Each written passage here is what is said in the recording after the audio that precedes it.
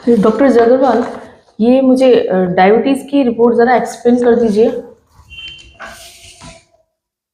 Diabetes की ये जो 2 रिपोर्ट कराई है आपने, एक तो है फास्टिंग और एक है खाने के बाद पीपी।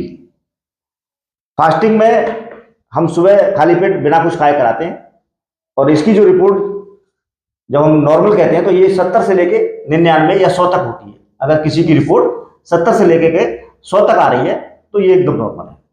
लेकिन किसी किसी की रिपोर्ट 101 से लेकर के 125 तक आती है।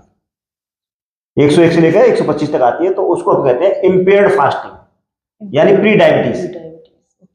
और जब ये 126 या 126 से ज्यादा आती है तो इसको कहते हैं हम डायबिटीज, यानी कि फास्टिंग में डायबिटीज कंफर्म हो गई। ओके। अब हम कराते हैं खाना खाने के बाद। जब भी खाना खाया उसके 2 घंटे बाद कराते हैं। तो अगर वो रिपोर्ट 100 से लेकर के 140 तक आ रही है तो वो नॉर्मल रिपोर्ट है।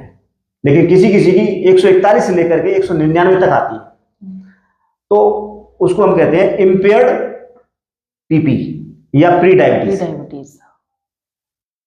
और जब 200 या 200 से ऊपर आती है तो कहते हैं कंफर्म डायबिटीज कहते हैं।